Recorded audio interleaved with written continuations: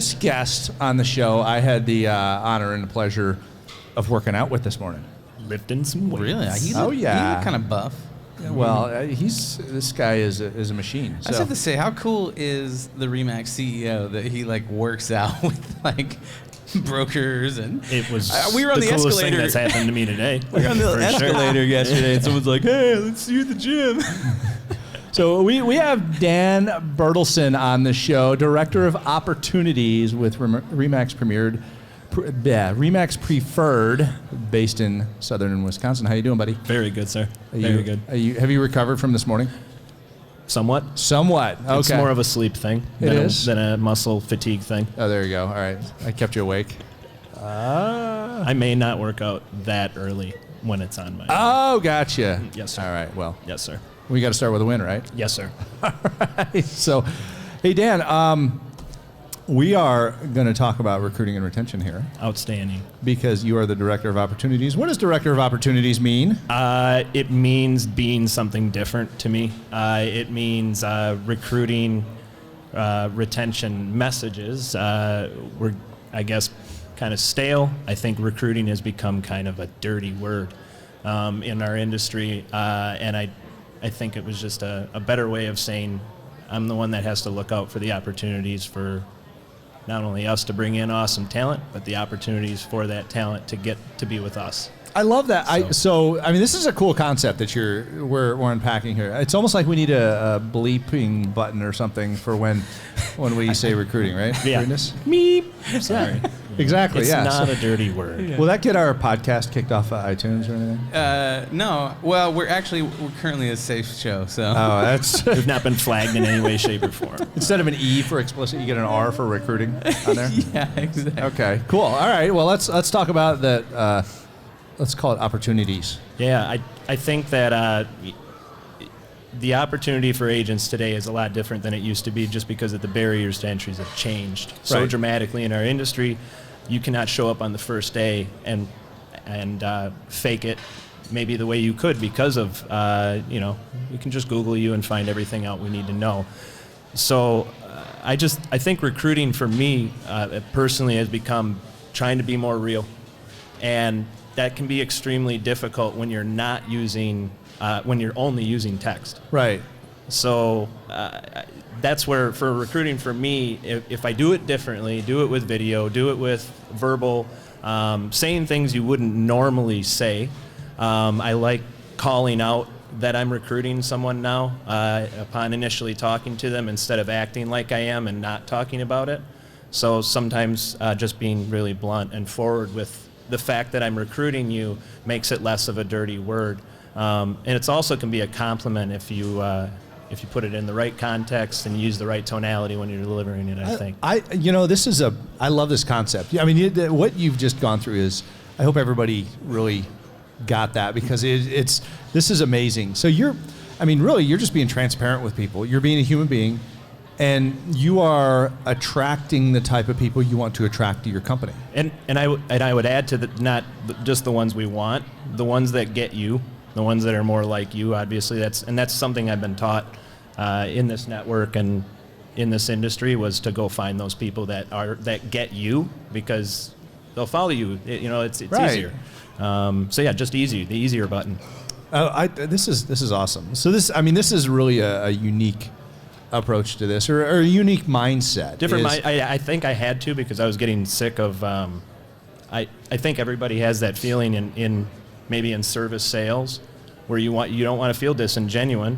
You don't want to feel like I'm saying this to get you to like me, so that you will listen to other things that I will say. Well, I found out if I just said it, just like I just did, and said, listen, normally I'd have to say some things over a long period of time to get you to like me, or at least make you comfortable with me. I'm just going to let you know right now, I'm already saying those things, and I don't want you to feel uncomfortable, because I am too.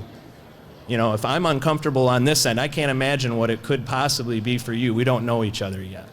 So I'm not going to fake it from here on out, but we just open my messages. I'm not going to fake it. And it's been extremely effective in my open rate. I'm getting conversations with people that have otherwise kind of shut me down in the past. And then every once in a while now too, it's given me the it's given me that that boost of confidence to maybe jab somebody really hard with something that I wouldn't have normally. Maybe a good example would just be if somebody's ghosting me or not responding to me, and I'm hitting them from different mediums, and I'm really going for just a face-to-face, for instance. I'll specifically send them something now, or a funny picture of a ghost, or something like that, and then leave a message that goes something along the lines of, "Hello, Mr. Agent. Hey, it's Dan. You know that dude that you've been ghosting for the last 2.5 weeks? I know that you've opened this message, and this message. So at this point, you're just making me feel bad about myself." But, something like that, but just something different to get a reaction, because I'm going for an appointment the same way the agents are. I just want an appointment. I don't care how it happens. I just want the appointment. So this is this might be an uncomfortable, unusual approach for some people.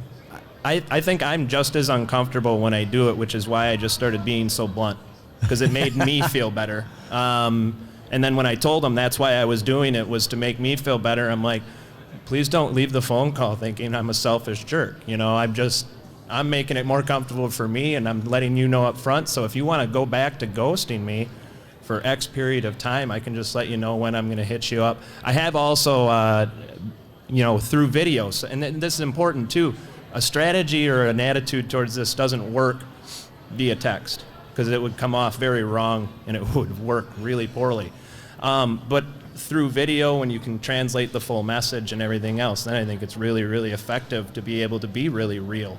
And as far as just to cap off the being really real, it was when I started sharing my personal life with recruits directly, not out on the web, not posting out on Facebook or this or that or the other, but directly sending messages to people I was recruiting when I was doing an activity I know they enjoy, but not going on their Facebook and pretending to be friends with them when I've never even met them face to face, or congratulating them on something to do with their family. I've never met them. I don't even know I don't know their family. So I feel like there can be this giant shot of, genuinity that can be, and I think I made up a word just now, but if genuinity wasn't a word, we could all use a shot of it.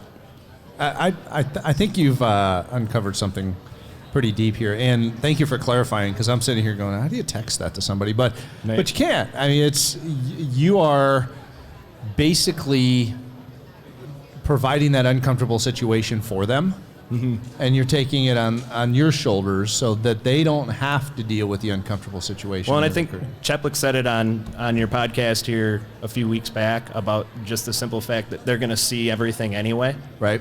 If you have stuff going on at home, if you're not doing what you're supposed to be doing at your RE/MAX office, if agents are upset with you, manager's not jiving, all that's going to come through in your messaging anyway. So why not call out or tell them you're having a bad day when you're sending him a message, instead of sugarcoating it with something that seems really canned? So John he talks a lot about interrupting the pattern, or pattern interrupts, which I think this is what you're doing in recruiting. I just want it to be different, because the message of here's the solutions to your problems when it comes to real estate was coming from all angles, and it was the same channel, same volume, same everything. So yeah, I think it was just a matter of just trying to do it a little bit different. Wow, this is really cool. Good recruiting tip there. Interrupt that pattern.